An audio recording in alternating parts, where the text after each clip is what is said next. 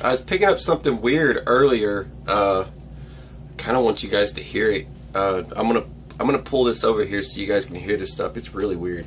Hang on a second.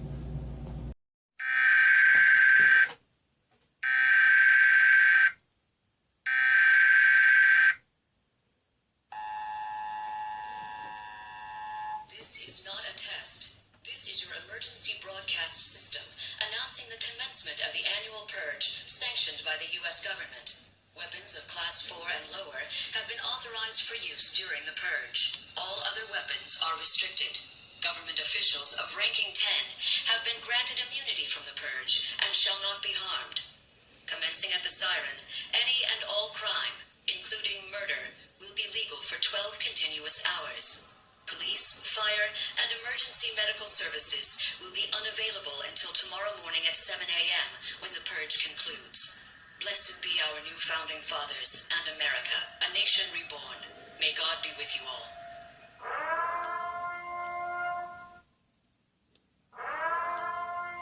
You guys get that? What's going on?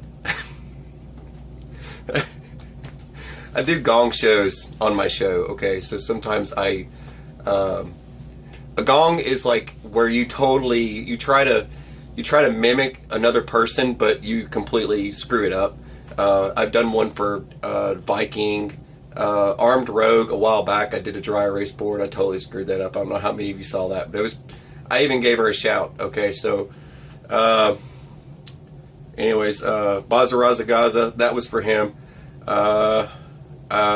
Freedom Force USA, I love you, man.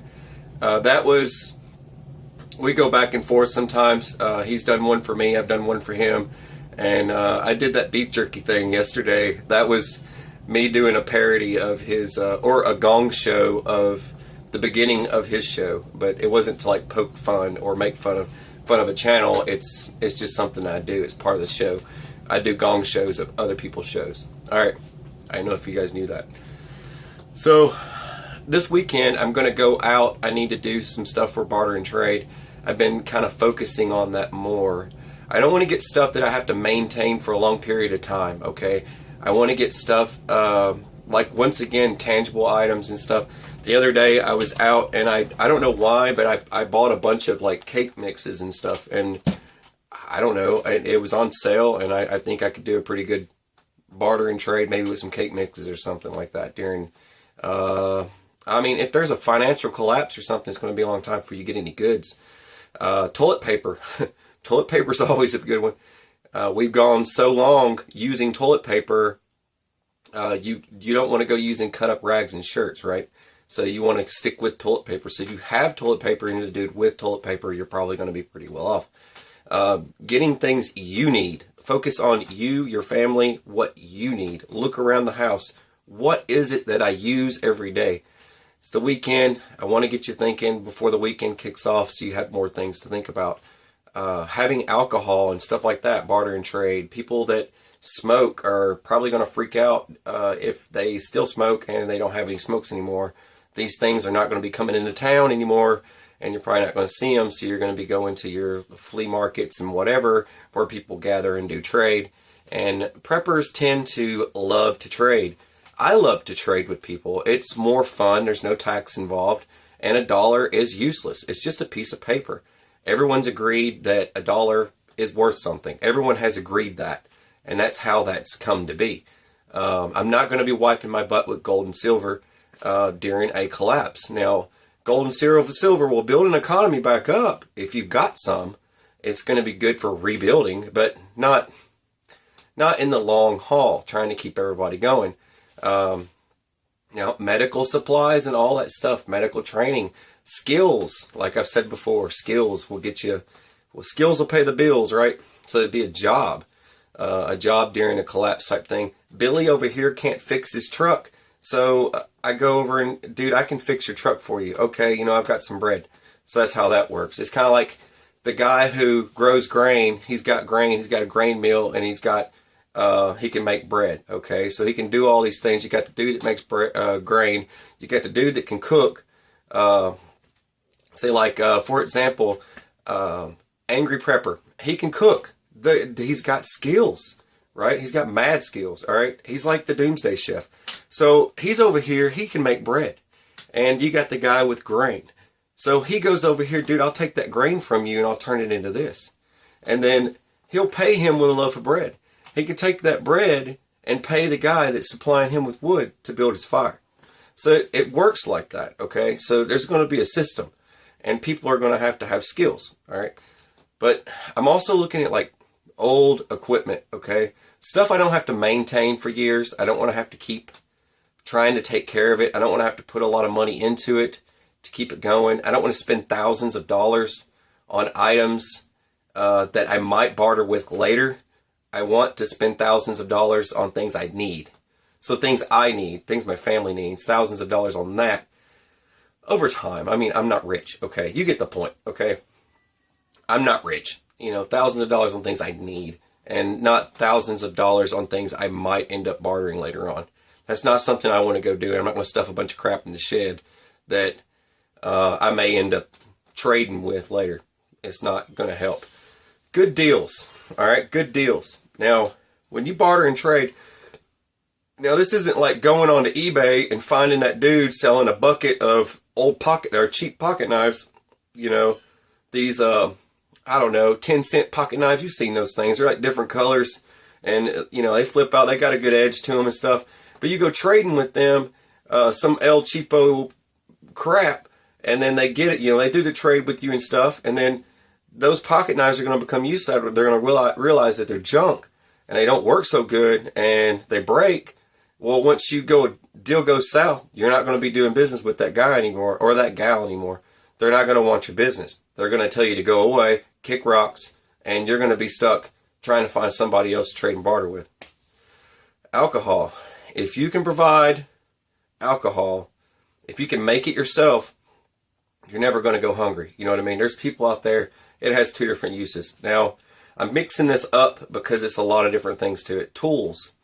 Tools are going to be very important. So if you can collect tools, I mean, what's it going to take to keep some tools around the house? Keeping tools are very important. 2 of an item, 3 of an item, something like that. Something for doing woodwork and stuff like that. There's people who can build houses, but then these people that can build houses might not have their tools anymore. But if you've got tools for building a house and he can build a house, he might just take your tools and build you a house. That's how that works. And then he would have tools and build other people's houses. Just saying. There's so many different things that can go into this barter and trade that I like to try to grasp the concept. Weapons, guns, ammo, trading and bartering ammo. That's always been an issue with preppers. They say, hey man, don't go give the ammo to him because he's going to have ammo for his gun. Then he's going to shoot you. Then he's going to take your ammo away. And that's, you know, that could happen, but be careful who you trade with. And then you think Billy Bob down the road, he's got guns, he's got ammo, he's already got it. So let's just skip that part. You know what I mean? If he wanted to shoot you and take what you got, he would have already tried it. But keep people in your inner circle that make sense. Keep people in your inner circle. And look, if your inner circle people look like they're the type of people that are going to beat you over the head with a rock and take your last pair of glasses or steal your shotgun from you or your survival knife, if they're that kind of person from like Lord of the Flies, just avoid those people altogether. It's probably the best bet. Now, food, canned food, stuff like that, coffee, that goes into the bartering trade, and feminine products, okay? Those are going to be majorly important. If you go online to like Amazon, I've already purchased some for my wife. Feminine products, man, you're going to have to, you know, it's not nothing to joke and kid about. It's stuff to get serious about because they make reusable ones, like the pads, like overnight pads and stuff like that for long hours and stuff like that. So you clean them and you can reuse them over and over again. Good to have, because who's going to go stocking up like cases of this stuff, okay? That's something to keep in mind because it's going to be important. And I've said it before, condoms.